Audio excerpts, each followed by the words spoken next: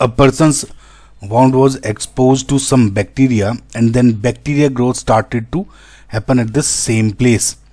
The wound was later treated with same antibacterial medicine and the rate of bacterial decay was found to be proportional with the square of existing number of bacteria at an instance. Which of the following set of graphs correctly represent the before and after situation of the application of the medicine? ना देखिए जितना ही लंबा question इन्होंने लिखा है उतना ही easy question है ये. सो देखिए जो ये प्रॉब्लम स्टेटमेंट है ये दो सिनेरियो को बोल रहा है. पहला तो है बैक्टीरियल ग्रोथ. ठीक है, जब उसको चोट लगी है बंदे को और बैक्टीरिया से इन्फेक्ट हो गया और बैक्टीरियल ग्रोथ होने लगी, उसके बाद में जब एंटीबैक्टीरियल मेडिसिन उसको लगाई तो यहाँ पे बैक्टीरिया का डीके हो गया. समझ में आया? यहाँ पे क्या हो गया? बैक्टीरिया का डीके. सो अच्छा, एक चीज और देखो कि इन्होंने जो फर्स्ट पार्ट है बैक्टीरियल ग्रोथ का उसमें स्पेसिफिकली मेंशन किया है कि जो बैक्टीरियल ग्रोथ है follows first order kinetics. Okay, now अब देखो, जब मैं बोल रहा हूँ कि फर्स्ट ऑर्डर काइनेटिक्स को फॉलो कर रहा है और ग्रोथ है तो जो मेरा रेट है is equal two plus dn by dt, यानी n क्या है? जो नंबर ऑफ बैक्टीरिया है एट एन इंस्टेंस हो जाएंगे. ठीक है, तो जब आप इसको अब कैलकुलेट इसको रिजोल्व करते हो इस फंक्शन इसको डेरिवेशन को, तो it turn out to be n is equal to n naught into k t. ये सिंपल सा डेरिवेशन आपको पता ही है, कई डायरेक्ट यूज करते हैं. नो n यहाँ पे कैसे? n eight any time t जो भी बैक्टीरियल ग्रोथ होंगे, और n नॉट क्या है? Initial numbers. ठीक है, अब क्या हो रहा है कि ग्रोथ हो रही है. ध्यान रखना यहाँ, दैट इज वाई यहाँ पे माइनस के टी नहीं है, प्लस के टी है. अब अगर इस फंक्शन को आप देखते हो तो ये कैसे ड्रॉ करेंगे? e की power k t, let just say at time t zero, अगर मैं टाइम टी जीरो करूँ तो ये पूरा का पूरा क्या हो जाएगा? e की पावर जीरो, दैट इज 1. ये e की पावर जीरो 1 हो जाएगा, यानी n is equal to n naught. और उसके बाद में एक्सपोनेंशियली ग्रोथ है, यानी अगर मैं ये t करूं and t is equal to zero पे जो ये पॉइंट है, let just say it's n naught, तो यहाँ से स्टार्ट होगा और फिर एक्सपोनेंशियली ग्रो कर रहा है. And this will be your इसका ग्राफ. नाउ बिकॉज क्वेश्चन में इन्होंने n अपॉन n नॉट और टाइम का पूछा हुआ है, तो it's also very easy. n upon n naught equal to e की पावर के टी, और n अपॉन n नॉट क्या हो जाएगा? यहाँ पे ये पॉइंट हो जाएगा t इक्वल्स टू जीरो पे 1. ठीक है, अगेन जो भी शेप है वो e की पावर x वाला ही ग्राफ बनेगा. ठीक है, अगर अब इसको देख रहे हो तो e की पावर 1 e की पावर 1, ये तो अब तक कर रहे हैं, ये गलत हो गया. ठीक है, तो एक्सपोनेंशियल ही बढ़ रहा है. अब दूसरा जो बैक्टीरियल डिके का ग्राफ देखोगे तो इन्होंने इसमें डायरेक्टली बोला है कि जो the rate of bacterial decay है was found to be proportional with the square of the existing number of bacteria at an instance, यानी जो रेट है let's just say it's r is directly proportional to the n square. Okay, अगर मैं r equals to k n square करता हूँ और r और n के बीच में ग्राफ बनाऊंगा, it will be let's say y equals to x square का ग्राफ बन जाएगा. नाउ लेट्स जस्ट से कि अगर मैं ये n है एंड ये दिस इज टाइम t, तो ये जीरो इनिशियली और यहाँ पे एक्सपोनेंशियली जो x स्क्वायर का ग्राफ है क्वाड्रेटिक इक्वेशन का ग्राफ इस तरह से बढ़ जाएगा. समझ में? तो यानी r equals to n square ये हो जाएगा, तो ये वाला इस तरह से ग्राफ बन जाएगा, इसका स्लोप एट एन. ठीक है, and this will be your after graph. इसका मतलब अगर आप देखोगे तो ये नहीं है, ये है, तो ये नहीं हुआ है ना, ये भी कट गया, ये भी कट गया, स्ट्रेट लाइन नहीं है. एंड इसका मतलब जो ऑप्शन नंबर 2 है इज योर करेक्ट आंसर. ये रिएक्शन दी हुई है और is a first order reaction. The reaction was started with reactant A only. Okay, which of the following expression is correct for the rate constant? देखिए rate constant for a first order reaction, इसका formula क्या हो जाता है? K is equals to 1 upon T ln initial concentration divided by concentration at any time T. Okay, ना अगर आप option के अकॉर्डिंग भी देखते हो, या इनिशियल कंसंट्रेशन हो गया या इनिशियल बेसिकली P नॉट कह सकते हो, P not A plus PTA pressure at any time A. कुल मिला के आप समझ गए होंगे ना, अगर कंसंट्रेशन की बात है तो ये, प्रेशर की बात हो रही तो ये. कुल मिला के अगेन इसका मतलब ये है कि जब K निकाल रहे हो तो आप रिएक्टेंट की अकॉर्डिंग निकाल रहे हो. इनिशियल प्रेशर क्या है A का, and at time t pressure क्या है ए का। ओके, अब इसमें आपको पी नोट ए जो पी ए है और पी नोट और पी टी की वैल्यू निकालनी है। और अगर आप गौर से देखोगे सभी ऑप्शन में पी इनफाइनाइट और पी टी की फॉर्म में ही आंसर दिया, तो कुल मिलाकर आपको ये करना है। देखिए रिएक्शन दी हुई है, ए गैसियस स्टेट होगी, B and C at time t zero अगर है और मैं एज्यूम कर लूँ इस पर पी नॉट प्रेशर था, तो ये रिएक्शन 0-0 है। यानी अगर यहाँ टोटल प्रेशर निकालते हो तो एट टाइम टी जीरो पे टोटल प्रेशर सिस्टम का कितना हो गया, P not. Again eight any time T, let just assume इसमें एक्स डिक्रीज हुआ था प्रेशर, तो यहाँ पे एक्स बढ़ गया, यहाँ पे एक्स बढ़ गया, क्योंकि दोनों के स्टोइकियोमेट्रिक कोएफिशिएंट्स 1-1 है। तो अब टोटल प्रेशर क्या हो गया, ये पी नॉट प्लस एक्स, ये इससे कट गया P not plus x. Similarly अगर आप इनफाइनाइट पे देखते हो, T is equal to infinite पे, तो हम ये कहते हैं कि we assume, basically doesn't happen, लेकिन we assume that at infinite we are assuming that reaction जो हो गई है वो कंप्लीट हो गई है। Theoretically it doesn't, but for the sake of आप जब क्वेश्चन सोल्व करते हो इसको आप एज्यूम करते हो रिएक्शन कंप्लीट हो गई और पी नोट पूरा का पूरा इस बार डिक्रीज हो गया, यानी ये हो गया सामने। अगेन तो ये हो गया टोटल प्रेशर पी नोट, ठीक है। अब देखिए P T is equals to P naught plus x and P infinite is equals to P naught into two P naught, यानी पी नोट तो हो गया P infinite divided by 2। Okay, ठीक है।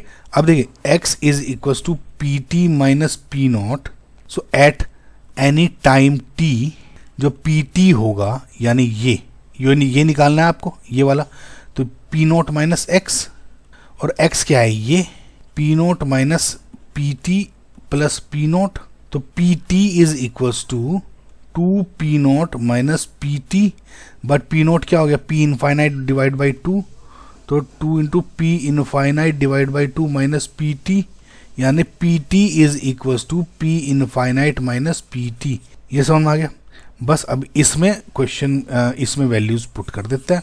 सो ये हो जाएगा k is equals to 1/t ln P not A. P not A क्या था आपका, अच्छा ऐसे ही लिख देता हूँ, पहले पी नोट पे पी नोट हो गया initially and divided P T. P T क्या है, P infinite divide by P T, but again P note आपने क्या बोला था, P note is P infinite divide by 2, correct.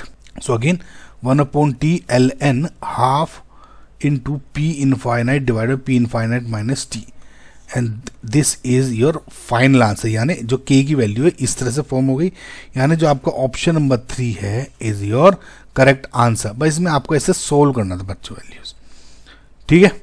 Consider the following plots of log of rate constant, यानी log k versus 1/t of 3 different reactions. The correct order of the activation energy of these reactions is, देखिए k is equals to, we know as per Arrhenius जो law है, k equals to a into e की power minus EA upon RT। तो ये मैंने क्यों लिखा, ये मैंने इसलिए लिखा है कि दिस इज ओनली आपका फॉर्मूला जो आपको रेट कांस्टेंट टेम्परेचर EA देता है, भाई तभी तो ऑर्डर बता पाएंगे। और अगर इसको आप log k कर दो और इधर log a कर दो और इधर log हो जाएगा तो माइनस EA अपॉन RT हो जाएगा, and this is log eight the base of E। Okay, अब हालांकि इसमें बोला नहीं है लेकिन दिस इज अंडरस्टैंडेबल राइट, कि log 10 नहीं लिया होगा उसने, और ले भी लोगे तो कुछ फर्क नहीं पड़ेगा, आपकी कैलकुलेशन ही टफ हो जाएगी बस, तो इजी रखो। ओके, अब इसको y is equals to M X plus C से कंपेयर करो, तो अगर आप देखोगे ये 1 हो गया, तो 1/t, तो 1/t हो गया x, log k हो गया y। तो अगर इसमें हम देखें तो जो स्लोप है is minus EA upon R। अब this is with negative sign. Now negative sign symbolizes, let's just say कि MEA अपॉन R होता तो जो ग्राफ बनता वो थोड़ा सा इस तरह की डायरेक्शन बनता।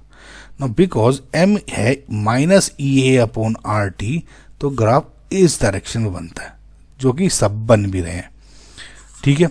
अब देखो जो माइनस साइन है इट्स ओनली सिग्निफाइंग क्या, डायरेक्शन, जो आपको मैं ऑलरेडी अभी बताया कि ये वाला डायरेक्शन बनेगा। उसके बाद में जब आप बोल रहे हो एक्टिवेशन एनर्जी किसकी ज़्यादा होगी किसकी बड़ी होगी, उसमें हो जाता है आपका मोड, यानी -EA/RT, यानी इसका modulus. Basically positive value EA/RT की जिसकी ये E/R है ना, E/R की वैल्यू जिसकी ज़्यादा होगी। देखो R तो हो गया आपका कांस्टेंट, तो मैं कह सकता हूँ जो M है is directly proportional to the आपकी एक्टिवेशन एनर्जी, करेक्ट ना। जिसका स्लोप ज़्यादा होगा, और देखो ये 3 है, स्लोप किस में सबसे ज़्यादा है, इसका। ओके समझ में। अच्छा इसको ऐसे मत कंफ्यूज होना कि मैं यूं स्लोप कैलकुलेट कर रहा हूँ, मैंने माइनस साइन ऑलरेडी हटा दिया, ठीक है। इस बात को जरूर ध्यान रखना, बहुत बच्चों के दिमाग में होगा कि मैं ये होता हूँ तो ये स्लोप होता है, अब ये करूँगा तो ये स्लोप होगा। अरे भाई माइनस साइन में हटा दिया ना, माइनस साइन मैंने कंसिडरेशन नहीं कर रहा हूँ। अगर माइनस साइन कंसिडर करोगे तो वैसे कर लो, समझ में आपको। तो इस तरह से करना है मॉडुलस से कंपैरिजन में। तो जो जितना खड़ा डंडा उसकी ये सबसे ज़्यादा हो जाएगी, इस खड़ा डंडा सबसे ज़्यादा EA2 का है, उसके बाद फिर ये हो गई, और उसके बाद होगी E3 स्लोप, और यही इसका ऑर्डर हो जाएगा। यानी जो आपका ऑप्शन नंबर 1 है EA2, E1 and EA3, this is your correct answer. Consider the following statements related to the temperature dependence of rate constants. Temperature dependence of rate constant यानी कि देखो पहला है the Arrhenius equation holds true only for an elementary homogeneous reaction. देखिए क्या है, K is equals to A into E की power minus EA/RT। यह सिर्फ और सिर्फ कोई एलिमेंट्री होमोजीनियस नहीं, ये इसमें कोई ऐसा कुछ नहीं है कि सिर्फ होमोजीनियस के लिए काम आएगा या एलिमेंट्री रिएक्शंस होगी उसमें का आएगा। ये हर टाइप की रिएक्शंस के लिए ये यूज़ कर सकते हैं, चाहे वो एलिमेंट्री रिएक्शंस हो, चाहे कॉम्प्लेक्स रिएक्शन हो, चाहे होमोजीनियस हो, चाहे हेट्रोजीनियस हो, ठीक है। तो दिस इज इनकरेक्ट स्टेटमेंट, समझ में आ गया। The unit of A is same as the K in Arrhenius equation. The unit of K is same as A, this is correct. देखिए मैथमेटिकली समझ में आई, जो एज इन होल E की पावर माइनस EA/RT ये एक numerical value हो जाती है, ठीक है। इसकी कोई इसकी कोई यूनिट नहीं है। तो यानी अगर K इक्वल्स टू ऐसे सोचो, इसकी यूनिट कुछ x है, A की भी यूनिट x ही होगी, क्योंकि यहाँ पे न्यूमेरिकल कोई नंबर है एक तरह से, इसकी कोई यूनिट नहीं है। तो ओवरऑल इक्वल पे तो आप x इक्वल होगी, तो यानी K और A की जो यूनिट है दिस इज सेम, ठीक है। अगला है at a given temperature a low activation energy means a fast reaction. देखिए गाइज ये तो बहुत ही बेसिक चीज़ हो गई। क्यों, देखिए हम जैसे Arrhenius इक्वेशन हम ये पढ़ते हैं, देखिए इस तरह से सपोज ये आप बनाया हमने, आपने देखा होगा कि RDS स्टेप कौन सा होता है, जो कि स्लोएस्ट स्टेप होता है। यानी RDS और कौन सा हो जाता है जिसमें EA सबसे ज़्यादा होती है, समझना। और EA जिसमें कम होती है एक्टिवेशन एनर्जी, उसको हम क्या बोलते हो, फास्ट रिएक्शन हो जाती है। जिसमें EA ज़्यादा होती है वो स्लो रिएक्शन हो जाती है, समझ में आया। तो बेसिक है। तो यानी ए लो एक्टिवेशन एनर्जी, कम लो एक्टिवेशन एनर्जी में क्या है, ये फास्ट रिएक्शन कहलाते हैं। भाई जल्दी से यहाँ पहाड़ को नीचे चढ़ जाता है। हायर जो एक्टिवेशन एनर्जी उसमें पहाड़ को चढ़ने में टाइम लगता है एक तरह से, अगर एक याद करने की ट्रिक समझो तो वो स्लोएस्ट हो जाती है। तो दिस इज करेक्ट स्टेटमेंट। अगला है A and EA as used in Arrhenius equation depend on temperature। देखिए दिस इज इनकरेक्ट स्टेटमेंट। तो क्या होता है कि जो A and EA हैं वे बेसिकली टेम्परेचर इंडिपेंडेंट होते हैं, दे does not depend upon temperature. मतलब ये है कि किसी भी पर्टिकुलर रिएक्शन के लिए, जैसे ये EA है, अगर मैं टेम्परेचर बढ़ा रहा हूँ या घटा रहा हूँ उसको इसके EA पे फ़र्क नहीं पड़ेगा। ये फ़र्क कब पड़ता है, जब इसमें मैं कैटलिस्ट कोई यूज़ कर लेता हूँ, ठीक है। तो कुल मिला के टेम्परेचर इंडिपेंडेंट होता है। उसके बाद when EA is much greater than RT, A and EA becomes interdependent। Again guys this is mathematically भी आप देखोगे this is incorrect statement. A और जो बेसिकली EA है और A है, इसमें कोई भी इंटरडिपेंडेंस नहीं होती। ये सिंपल एक दो डिफरेंट पैरामीटर्स हैं which are getting used in equation. ये बहुत ज़्यादा भी हो जाएगा तब भी इसका कोई वैल्यू नहीं रहेगा, ऐसा कुछ है ना। समझ में आ मेरी बात? क्योंकि देखो ये बहुत ज़्यादा हो गया तो 1 ऐसे सोचो EA/RT बहुत ज़्यादा हो गया तो ओवरऑल ये 1 की तरफ घुस रहा है ना, 0 की तरफ घुस रहा है। तो कुल मिला के मतलब ये है कि इंटरडिपेंडेंस इनमें दोनों की कोई नहीं है, बस मैथमेटिकल पैरामीटर्स हैं, ठीक है। तो इसमें क्या है आपका जो करेक्ट आंसर हो गया is option number 3, B and C he correct होते हैं। नाउ एक ये रिएक्शन दी हुई है A2 + B2 और इक्विलिब्रियम वाली है 2AB, this is forward reaction, this is backward. Now EA for forward and backward reactions are 180 and 200 kJ पर मोल है, तो बस ओके 180 है, ये हो गए 200 बैकवर्ड के लिए। If catalyst lower activation energy for both reaction by 100, which one of the following statement is correct. Now इसको देखो पहले क्या लिख रहा है, मतलब क्या है इन वैल्यूज का। ये एनर्जी हो गई और ये रिएक्शन कोऑर्डिनेट्स हो गए। अब इसने ये बोला है कि जो EA फॉर फॉरवर्ड रिएक्शन है इज 180। सो इसका मतलब ये हुआ, देखो ये आपका है रिएक्शन ऐसे। अब देखना मैंने यही ग्राफ क्यों बनाया और ये ग्राफ क्यों नहीं बनाया, ये अभी आपको समझ में आ जाएगा, वेट करते रहो, थोड़ा टाइम दो। अब ये जो डिस्टेंस है ये हो गई फॉरवर्ड रिएक्शन की, करेक्ट, जो कि हो गई 180। और जो ये बैकवर्ड रिएक्शन है यानी यहां से लेके ये वाली डिस्टेंस, ओके, ये हो गई आपकी 200। ध्यान से देखना, अगर मैं ध्यान से देखो ये बनाता तो ये 180 और ये 200 कैसे होती भाई? ये तो 180 हो कह रहे हो, ये 200 पॉसिबल ही नहीं भाई, लंबी स्टिक ज्यादा की होगी ना, इसलिए इसकी बनाई है, ठीक है। अब इन्होंने कहा कि अगर कैटलिस्ट आ गया था, अब देखो मैं कैटलिस्ट को इससे बना रहा हूं, कैटलिस्ट क्या करता है? सो कैटलिस्ट करता क्या है? कैटलिस्ट करता है जो रेट ऑफ रिएक्शन है बेसिकली फॉरवर्ड या बैकवर्ड की दोनों की चेंज कर देता है, या कहूं तो ज्यादातर फास्टर कर देता है।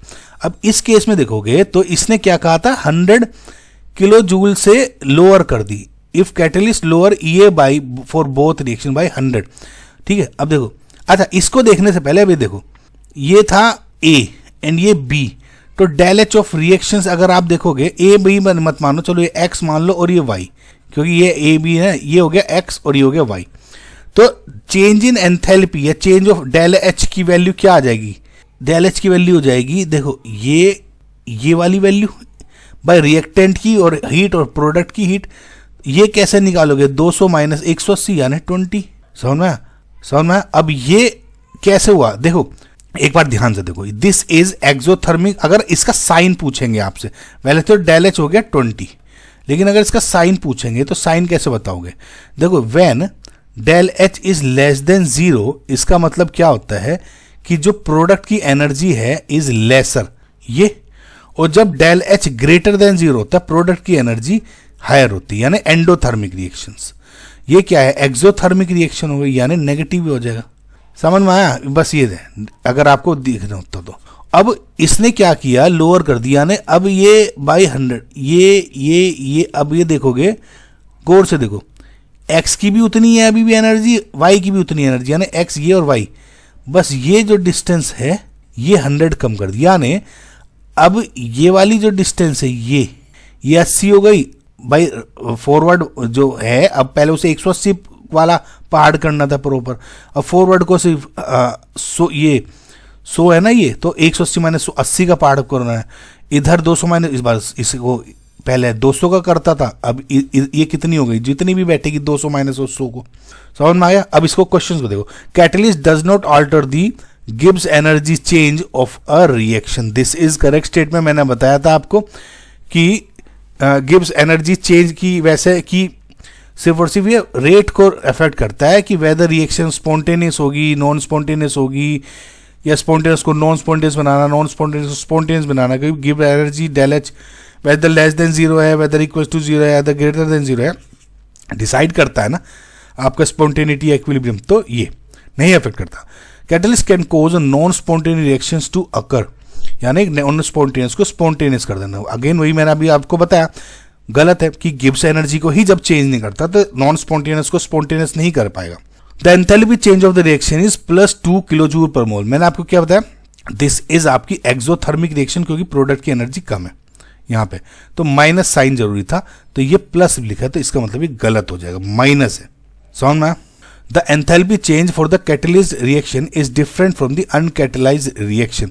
जो बोल रहा है कि जो ये एंथैल्पी चेंज थी, जब मैंने पहले जब ये विदाउट कैटलिस्ट ये वाली पाथ जो फॉलो कर रहा है उसमें डिफरेंट और इस वाले पाथ में डिफरेंट है, गलत है ना भाई। ये वाला पोर्शन चेंज करता है, ये वाले पोर्शन नहीं तो सेम है। दिस इज डिफरेंट लिखा था, दिस इज ऑल्सो इनकरेक्ट। यानी जो करेक्ट आंसर आ गया आपका option number 1। For the reaction A to B the following graph was obtained. The time required in seconds for the concentration of A to reduce to 2.5 gram per liter if the initial concentration failed. तो basically इन्होंने कहा है कि time कितना required होगा initial concentration जो कि आपकी 5 ग्राम पर लीटर है उसको 2.5 ग्राम पर लीटर होने में, ठीक है। यानी देखोगे तो कंसंट्रेशन डिक्रीज हो रही है टाइम टू टाइम। अब एक चीज देखो इसमें, अगर आप इसको गौर से देखो तो यहां से 40 से 20 तक आने में ध्यान से देखना गाइस, ये 40 जब 40 ग्राम पर लीटर है वैल्यू तो टाइम कितना है 5, और जब 20 आने में यानी एग्जैक्ट आधी कंसंट्रेशन होने में कितना टाइम लगा 15, यानी 40 ग्राम को 20 ग्राम पर होने में यहाँ 15 सेकंड हुए। तो डिफरेंस कितना हुआ 15 - 5 यानी 10 सेकंड। यानी कंसंट्रेशन को एकदम हाफ होने में 10 सेकंड लगे, यानी टी हाफ क्या हो गया 10 सेकंड। सिमिलरली इसको अगर आप दोबारा से फिर से देखोगे 20 से 10 होने में, 20 को 10 होने में कितना टाइम लगा 25। तो अगेन अब इसके बीच का डिफरेंस देखोगे तो 25 - 15 सेकंड्स, अगेन 10 सेकंड्स। समझ में। अब एक चीज देखो, जो हाफ लाइफ है उसमें इनिशियल जो कंसंट्रेशन है आपकी यहाँ पे या यहाँ पे वो इंडिपेंडेंट है, इंडिपेंडेंट ऑफ कंसंट्रेशन। और T half independent of concentration कब होती है, यानी मतलब मेरा मतलब यह है जैसे जैसे रिएक्शन चेंज हो रही है, बढ़ रही है या हाफ लाइफ हो रही है, कंसंट्रेशन डिक्रीज हो रही है, लेकिन टी हाफ आपका is fix and that is 10 seconds. वो कब पॉसिबल होता है, वो तब पॉसिबल होता है जब आपकी रिएक्शन फर्स्ट ऑर्डर रिएक्शन होती है, because in first order reaction T half 0.693/K होता है and which means half life is independent of your concentration. तो इससे तो ये स्टेब्लिश्ड हो गया कि दिस इज ये फर्स्ट ऑर्डर रिएक्शन है। टी हाफ आपकी वैल्यू हो गई इसमें 10 सेकेंड। आपको क्योंकि अब टाइम को 25 से 2.5 आना है, सिंपल सा अपना फर्स्ट ऑर्डर का रिएक्शन का फॉर्मूला लगा दो, यानी के जो टी क्या होगा 1/K ln कंसंट्रेशन हो जाएगी यहाँ पे अपॉन ए, ठीक है। तो अब इसमें क्या देखोगे तो T इक्वल्स टू 1/K।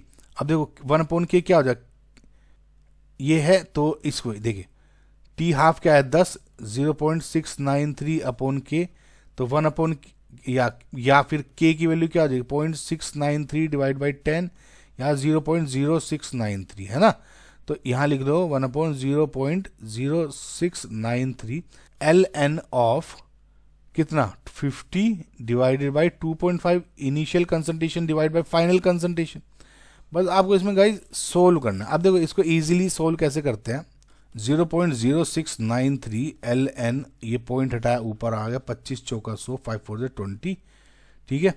तो ओवरऑल गाइज आप सोल्व कर लेना इसको। जब सोल्व करोगे आपकी वैल्यू 43.22 और आ जाएगी लगभग नियरेस्ट इंटीजर यानी 43 सेकेंड, यानी 50 ग्राम पर लीटर से 2.5 ग्राम पर लीटर आने में 43 सेकेंड्स लगेंगी, ठीक है। तो इसमें क्या है 43 इज योर करेक्ट आंसर। बस कैलकुलेशन देख लेना गाइज, है ना।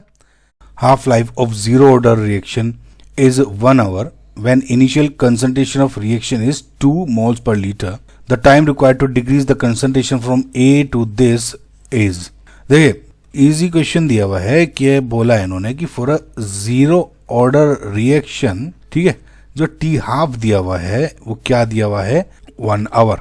ओके, इसका मतलब जो आपका टी हाफ का फॉर्मूला क्या होता है for a zero order reaction, initial concentration divide by 2K।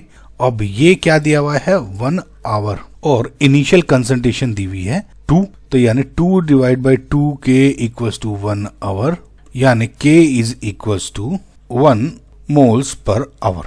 ठीक है, अब इन्होंने कहा कि टाइम रिक्वायर्ड टू डिक्रीज करने फ्रॉम दिस टू दिस। अब आपको के की वैल्यू पता लग गई। सो टी क्या हो जाएगा, इनिशियल कंसंट्रेशन जो अब दी हुई है minus A1 minus A2 divided by के, यानी A1 क्या दिया है 0.50 माइनस 0.25 डिवाइड बाई के हो गया 1। तो टी क्या है, इज इन बेसिकली ये आवर्स में हो जाएगा। तो ये क्या हो गया 0.50 यानी 0.25 आवर्स। ठीक है, अब 0.25 आवर्स का मतलब क्या है, ये तो है नहीं, ये भी नहीं है। 0.25 आवर्स का मतलब क्या होता है 60 मिनट डिवाइड बाई 4 यानी 15 मिनट्स। राइट, यानी option number 3 is your correct answer. In A first order decomposition reaction the time taken for the decomposition of reactant to 1/4 and 1/8 of its initial concentration are T1 and T2 respectively. The ratio of T1 and T2 will be। देखिए straight forward question है, first order reaction दी हुई है, decomposition basically, और ये बोल रहे हैं अगर इनिशियल लेट जैसे इनिशियल कंसंट्रेशन आपकी A0 है तो उसकी 1/4 और 1/8 होने में जो T1 और T2 टाइम्स है उनका रेशियो पूछा हुआ है। Okay, so for a first order reaction we know कि that T is equals to 1/k ln initial concentration divided by concentration at any time t। A क्या है यहाँ पे बेसिकली लेट जैसे मैं A to B की type की reaction assume कर रहा हूँ इसमें, है ना। और इसमें ये एज्यूम क्यों किया है, जब आप क्वेश्चन सोल्व करते हो तो ईजिएस्ट केस ही लेके स्टार्ट करते हो until unless if necessary otherwise. ठीक है, तो ये हो गया। अब इन्होंने क्या किया है कि अगर मैं लेट जस्ट एज्यूम की जो T1 है ये A T1 क्या हो जाएगी eight any time T1 is 1/4 of initial concentration। okay, and similarly A T2 क्या हो जाएगी is 1/8 of initial concentration। okay, now अगर इसमें आप करते हो तो T1 is equals to 1/k ln A0 divide by AT होता, और AT क्या है इधर 1/4 of A0, और ये क्या हो जाएगा 1/k ln, यहाँ से यहाँ कैंसिल ln 4। ओके, सिमिलरली जब आप T2 की निकालते हो तो 1/k ln A0 divide by 1/8 of A0, और ये हो जाएगा T2 is equal to 1/k ln 8। Now we have been asked T1 upon T2 की वैल्यू, आपको बस डिवाइड करना है। ओके, तो 1/k ln 4 divide by 1/k ln 8, ये कैंसिल। अब देखोगे ये 2 ln 2 आ जाएगा क्योंकि 2 स्क्वायर हो जाएगा, ये 2 क्यूब है तो 3 बाहर आ जाएगा, 3 ln 2। सो T1 अपॉन T2 क्या हो जाएगा इज 2/3, यानी जो आपका ऑप्शन नंबर 4 है is your correct answer. In a reaction A plus B gives C, initial concentration of A and B are related as, initial जो कंसंट्रेशन दी हुई है इतनी है। The half lives of A and B are 10 minute and 40 minute, इसकी 10 minute है इसकी 40 minute है respectively. If they start to disappear at the same time both following first quadrant kinetics, after how much time will the concentration of both the reactants will be same. देखिए initially इन्होंने कहा है कि देखिए पूछा गया है कि अभी इनिशियल जब at T is equals to 0 A0 is equals to 8 B0, इन्होंने कहा कि एट वॉट टाइम ये A इक्वल्स टू B हो जाएगा या AT is equals to BT मान लो। ओके, अच्छा एक बात देखो, जो for first order kinetics we know कि जो कंसंट्रेशन होती है at any time T is equals to initial concentration की फॉर्म में अगर आप देखते हो इनटू हाफ ऑफ n। ठीक है, यहाँ पे n क्या होता है कि number of half lives, n is equals to number of half lives. अब इसको हम अपनी सहूलियत के हिसाब से अगर कन्वर्ट करना चाहें, नंबर ऑफ हाफ लाइव्स का मतलब क्या होता है, अगर टोटल टाइम T है और T half is 1 half life, तो नंबर ऑफ हाफ लाइफ क्या हो जाएगा, टोटल टाइम को 1 हाफ लाइफ से डिवाइड कर दो तो ये हो जाएगा। सिंपल, इसको एडजस्ट कर दो, इसमें ये आपका आसानी हो जाएगी, इसमें वही बता रहा हूँ मैं। तो AT will be equals to A0 into half की power T upon T half. बस n को आपने अपनी सहूलियत के हिसाब से रिप्लेस कर लिया ताकि हमें आगे कैलकुलेशन में ईजी रहे। या फिर AT is equals to A0 2 की power minus T upon T half, ये हो गया। अब पुटिंग दिस, ये AT is equals to BT इन्होंने कहा है, putting this these values here, तो what we get A0 into 2 की power minus T divide by T half equals to B0 into 2 की power minus T upon T half, ठीक है। Now since A not is equals to 8 B not, तो ए not को अगर मैं 8 B not से replace कर दूँ तो ये बी नॉट कैंसिल हो जाएगा। सो ये रिजोल्व होकर कैसे हो जाएगा, 8 इंटू 2 की power minus T upon T half equals to 2 की power minus T upon T half. Now जो ए नॉट है उसका टी हाफ कितना है 10 मिनट एंड बी नॉट का टी हाफ क्या है 40 मिनट्स, तो इसको इसमें रिप्लेस कर देते हैं। ये हो जाएगा 8 इंटू 2 की power minus T upon 10 is equals to 2 की पावर माइनस टी अपॉन 40। बस अब इस इक्वेशन को आपको सोल्व करना है, तो इसको इधर ले लूँ 2 अपॉन माइनस टी की power 40 divide by 2 upon minus T की पावर 10, ऊपर नीचे 4 से मल्टीप्लाई कर दूँ और इसे ऊपर ले आऊँ तो 8 equals to 2 into minus T upon 40 plus 40 upon 40 यानी 8 इक्वल्स टू 2 की power plus 3 t upon 40। Okay, तो ये इसको आप कैसे लिख सकते हो 2 की पावर 3, तो इसका मतलब 3 is equals to power same है, ये बेस सेम है तो ऊपर इक्वल टू हो जाएगा 3t अपॉन 40, 3 से 3 कैंसिल, तो t इज इक्वल्स टू आपको 40 यानी इन 40 मिनट्स जो आपका है वो इनकी कंसंट्रेशन सेम हो जाएगी। This is I mean guys बस थोड़ा कैलकुलेशन का सिस्टम था इसमें और कुछ नहीं था। Rate of a reaction between A and B is given by ये वाला, okay, R is equals to KANBM। If the concentration of A is doubled, यानी जो A आपका न्यू कंसंट्रेशन का क्या हो गया double 2A, assuming initial A थी, और and the concentration of B यानी B न्यू क्या हो जाएगी is halved from their initial value, यानी जो B की कंसंट्रेशन वो हो गया 2। The ratio of the new rate R2 to the initial rate R1 will be, again ये रेट ऑफ दिया हुआ है तो let just say R1 is equals to K A की पावर N B की पावर M। सो R2 क्या हो जाएगा K, देखो K Q remains constant, it doesn't change with the change in concentration, okay। तो A न्यू में अंदर लिख दे की पावर N, B न्यू की power M, K A new क्या है 2A की पावर N और ये क्या है B 2 की पावर M। बस इसको सोल्व करना है बच्चों। इसको कैसे लिख दोगे आप, K इंटू 2 की पावर N तो A की पावर N हो गया, इंटू ये 1 अपॉन 2 की पावर M B की पावर M। अब एक जगह लिख लो K इंटू 2 की पावर N अपॉन 2 की पावर M, बल्कि K को यहाँ भी नहीं यहाँ लिख देता हूँ, और इंटू A की पावर N B की पावर M, ये लिख लिया। अब ये देखोगे तो ये पूरा का पूरा जो स्टेटमेंट है वो हो गया आपका R1, तो रिप्लेस कर देते हैं, यहाँ लिख देता हूँ मैं R2 इज इक्वल्स टू 2 की पावर N माइनस M, तो ये हो गया ऊपर, और ये हो गया पूरा का पूरा R1, तो R2 upon R1 equals to क्या होगा 2 की power N minus M, and this is your correct answer, यानी option number 1। Reactant A converts to product D through the given mechanism, okay, with the net evolution of heat. Net जो है overall heat evolve कर रही है, यानी del H क्या है less than 0, कुल मिला के ये एक्सोथर्मिक रिएक्शन है ओवरऑल, ठीक है। तो अब इसमें अगर आप गौर से देखोगे, क्योंकि एक मल्टी स्टेप रिएक्शन है, ग्राफ पूछा हुआ है, तो A से आप पहले आ रहे हो B में, फिर B से C में आ रहे हो एंड C से फिर D में आ रहे हो। अब इसने कहा है जो इंफॉर्मेशन दी A टू B ये है स्लो रिएक्शन, और बाकी की दोनों जो रिएक्शंस हैं वे है फास्ट। इससे ये तो पता लग गया कि जो मेरा ये स्लो स्टेप है हमेशा क्या होता है रेट डिटरमाइनिंग स्टेप, ये RDS है, ओके। हालांकि इसमें इतना रिएक्शन नहीं है लेकिन मैं आपको ऐसे बता रहा हूँ। अब ये है डेल एच पॉजिटिव, तो ये एंडोथर्मिक रिएक्शन है, बाकी की एक्सोथर्मिक रिएक्शन है दोनों की दोनों, यानी डेल एच लेस देन 0, समझ में।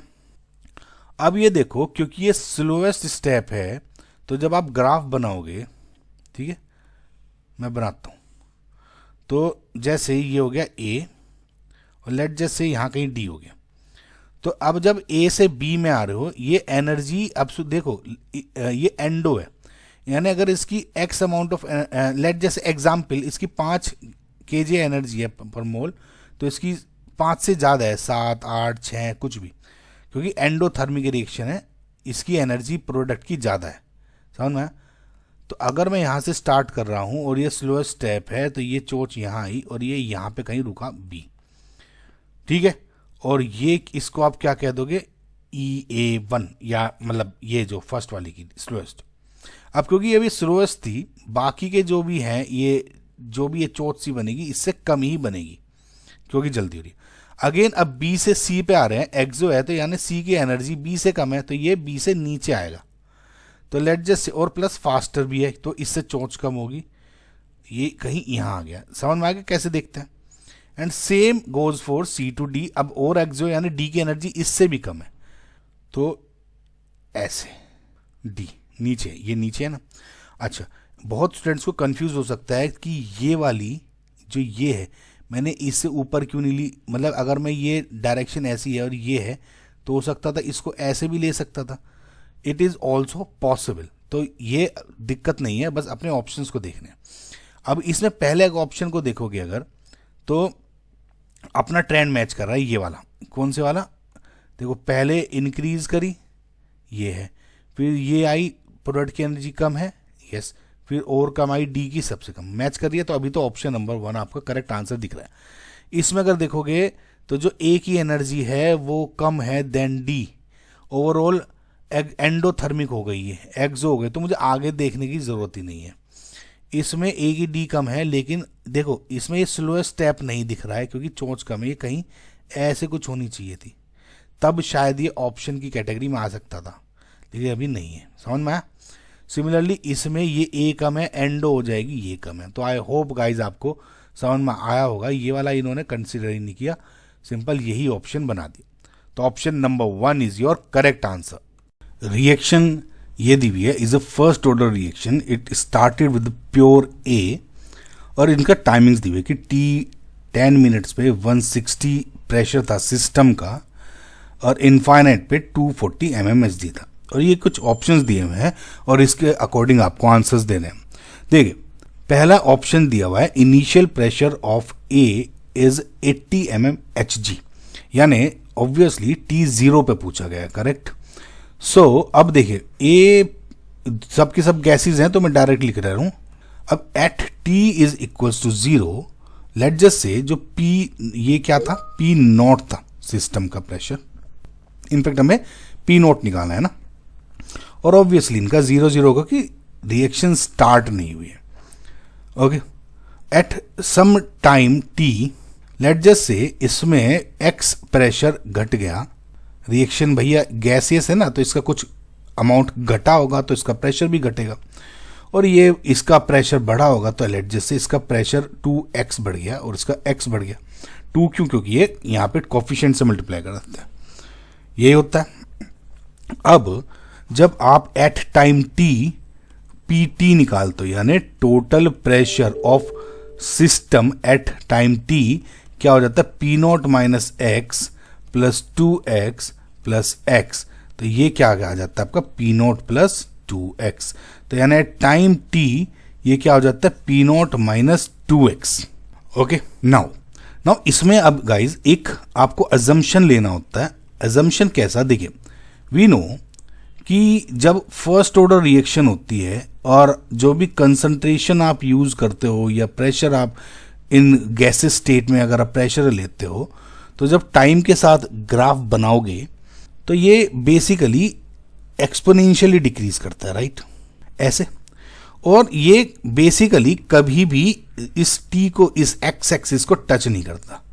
इसका मतलब क्या है, रिएक्शन चलती रहती है, मे बी इसका प्रेशर इतना कम हो जाएगा कि वो अफेक्ट नहीं इतना पड़ेगा, लेकिन कभी खत्म नहीं होती। लेकिन for the sake of calculation what we usually do, so हम P इनफाइनाइट यानी T is equal to infinite पे क्या मान लेते हैं कि सारा का सारा जो प्रेशर था या A था वो कंज्यूम हो गया। इसका मतलब जो भी P0 था इनिशियल वो सब का सब प्रेशर रिड्यूस हो गया। समझ के चलिए सेकंड ऑप्शन में आपका ये वाला ही ग्राफ काम आएगा, लेकिन ये वाला आप एजम्पशन हो रहा है ना इनफाइनाइट पे कि इतना लगभग हो ही गया, तो ऑब्वियसली P0 माइनस P0 हो जाएगा, तो ये 2P0 and this is P0। इसका मतलब जो x है P0, तो इसका मतलब जो P इनफाइनाइट आप लेके चल रहे हो P0 प्लस 2P0 हो गया, ये समझे आप, और is equal to 3P0। Now since P infinite 240 दिया हुआ है, तो 3 पी नोट हो जाएगा 240 and P naught will be आपका 80 mmHg. Now this is correct option. So second option, the reaction never goes to completion. ये आपको मैंने ग्राफ से ही बता दिया कि ये इस तरह का डाउनवर्ड ग्राफ होता है और ये कभी भी डिके तो होता रहता है लेकिन ये कभी भी टच नहीं करता. तो it never, theoretically it never goes to completion. Okay, so इसका मतलब this is also correct statement. Now rate constant of the reaction is 1.693. So for a first order reaction जो आपका के की वैल्यू कैसे निकाल, तो 2.303 divide by T log of at the base 10 P not upon P T. ठीक है, initial upon final. अब किसका पूछा हुआ है, रेट ऑफ रिएक्शन ए. तो क्योंकि रिएक्टेंट जो मेन स्टार्ट हुआ है उसको लेते हैं ना, तो ये P not at time T, P T मतलब पी टी ऑफ ए, ना कि होल सिस्टम प्रेशर नहीं ले रहे हम इसमें. समझ में आया? तो इसका मतलब जब इसको आप सोल्व करो 2.303 अपॉन 10 मिनट्स, इसमें क्या कर रहे हैं हम 10 मिनट का लेके चल रहे हैं, इनफाइनाइट 10 मिनट लेके चल रहे हैं, कोई इनफाइनाइट पे अब हमें फाइनल नहीं पता ना, 10 मिनट लेके चल रहे हैं. ठीक है, log of P note, initial pressure क्या था अभी कैलकुलेट किया 80. नाउ आपको पी एट 10 मिनट्स निकालना है. वो कैसे निकालोगे, देखो अभी हमने फॉर्मूला निकाला था P that P T is equal to P naught plus 2x, right. No P t at time t is आपका 160, पी नोट आपने निकाल ही लिया x 80, तो 2x क्या हो गया ये, तो x इससे आपका आ गया 40. ओके, नाउ अगर आपको ध्यान हो मैंने ये क्या लिखा था, P A gives b plus C two B at time t क्या हो जाएगा, ये p minus x, this is 2x and this is x. Now x is 40, तो p माइनस एक्स क्या, क्योंकि हमें पी ए निकालना है, तो at time 10 minutes p minus x मतलब p नोट माइनस एक्स मतलब p नोट क्या था आपका 80 माइनस 40, इसका मतलब 40 mmHg आ गया. ये p नोट है, ठीक है, p नोट 80 था, तो इसका मतलब ये हो गया 40. और जब इसको पूरे को कैलकुलेट करते हो आपका आ गया 0.0693 पर मिनट, ये हो गया. और जिसका मतलब इसमें क्या दिया 1.693 का मतलब दिस इज रॉन्ग स्टेटमेंट. अब उन्होंने क्या किया, partial pressure of A after 10 minutes is 40 mmHg. ये अभी जस्ट निकाल के ही दिखा दिया आपका, ये वाली जो वैल्यू निकाली है 40 mmHg, इसका मतलब दिस इज ऑल्सो करेक्ट.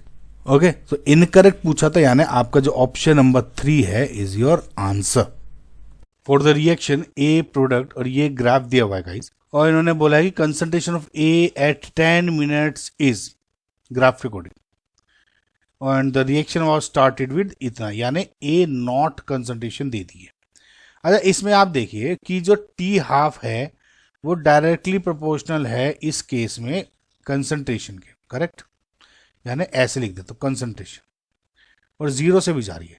ये किस केस में होता है, देखिए अगर आप जीरो ऑर्डर का केस देखते हो, for a zero order reaction जो टी हाफ है is directly proportional to your concentration, right?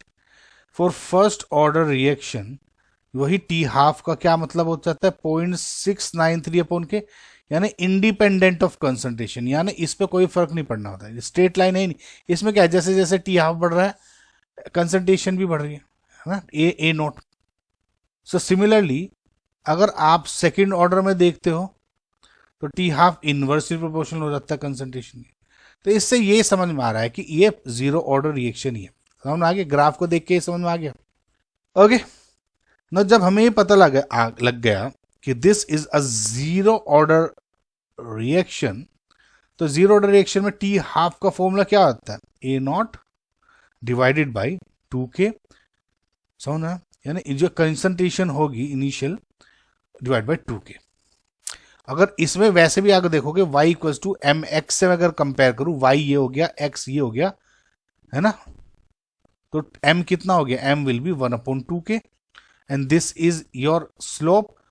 तो इसकी वैल्यू दे दी गई है बेसिकली कि 1/2k, यानी जो स्लोप है वो क्या है 76.92. तो इससे हम k की वैल्यू निकाल सकते हैं, k will be equals to 76.92 multiplied by 2. Okay, यानी के रफली इक्वल्स टू हो जाएगा आपका 6.5 इंटू 10⁻³ मोल्स पर लीटर पर मिनट। के की वैल्यू पता लगी।